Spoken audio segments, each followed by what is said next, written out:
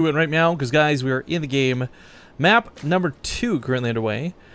Solar and Jjakji, of course, going at it here in the finals. Solar leading 1-0, spawning the top right corner of the map. Worst intro ever for the Samsung Galaxy player, Solar. The bottom left as the blue Terran, it's Jjakji. You know you're having an off day when Zombie Grub's got the better intros. Hey. Hey, look what he's doing. Yeah, it's overgrowth. Are you shocked? Am I shocked? No. I'd be shocked if Solar doesn't scout at all. Actually, I'll be shocked if Solar loses to this. It would be really unfortunate because I've seen him hold off some really clutch 2-Rexes in the past. But at the same time, this is one of those builds that is just, it's a pain in the ass to deal with no matter how good you are at dealing with it. Okay, so the Overlord won't be seeing this position, but usually they send a drone out to scout this position if they... I don't know, it just seems to happen. They played so many games in Overgrowth. That's where you scout, but it looks like this won't be the case. Solar won't be seeing this till the very last second. If he's really greedy, he could get gas before the pool, and that'd just be absolutely the worst. That would be the only benefit that would give is maybe getting Banelings out sooner to bust the bunkers, but of course you don't want to have to get to that point. Okay, this is one of those maps too where we've seen like walls of bunkers come down here too. It gets really scary if this gets out of control. But for Jjakji, what I imagine here is the goal is just to do a bit of damage to the natural and probably fall back.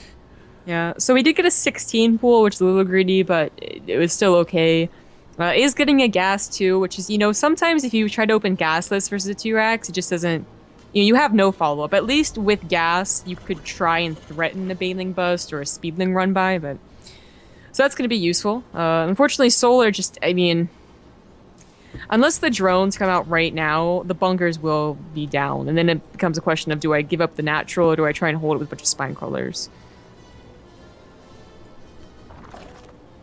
Well... He sees this way too late. It's a little bit sour to see. I do like that Jjakji still went for the safety bunker in the back and didn't just boldly throw one down right next to the hatchery. But he times this out pretty nicely. Should be able to get a second bunker up if he really wants to, but for him he might just be measuring like, alright, this thing's going to be like half health by the time the bunker's done. I don't need a second bunker. Yeah. Solar... It really comes down to a question of if they try and save the hatchery. If they don't, they try and kind of like limp along in a very like long, very tiring game. If they do, it's really right then and there the game is decided. Do you bust it or don't you? Well, I think one of the things here... Oh, he's actually canceling the rebuilds another... What? Okay. For Jjakji, like, this is a smart move. This was him playing to his own strengths and the way the map is. For Solar, I almost blame him. Like, dude... I really don't know any map that this happens more on. Like, this should have been something he just scouts innately. Especially against another Korean Terran. Because Jjakji, despite the fact he has been living in Europe, I think the bottom line is all Korean Terran players, they play a little bit cheesier than most other regions. It's like the first thing they learn is how to be a cheesy 2-Raxer. You know, it sounds like a bad joke, but it's probably the truth. Like Terran 101 over in Korea. To play in Kesma, you have to be able to do X amount of 2-Raxes. I wouldn't be surprised if they had some type of judgment for that, but anyways... these lanes just wasting themselves, really, and it's so unfortunate because Speed was about to finish. Yeah, the idea would have been to run past those bunkers, of course, but Jjakji trying to wall that off to make sure it doesn't happen, and Sora losing his queen means he loses his injects, means he loses any real chance to get anything done here, and I feel with this full wall off, it kind of seals his fate, and, well, the plus side is we get game number 3. Yeah. Jjakji's actually really taking it slow to fall back, though, is the downside. So if Solar were to completely annihilate this with the Banelings, Jjakji would have nothing at home. I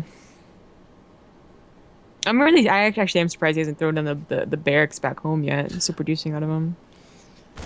Oh, here it goes. Focus fires the Banelings immediately. That was cool. Yeah, bunker goes down, but the other two still stand, and he can't quite get these surrounded. He doesn't have the amount of links necessary, and... Yep, taps out. Game number 2 goes to Jjakji, and that's going to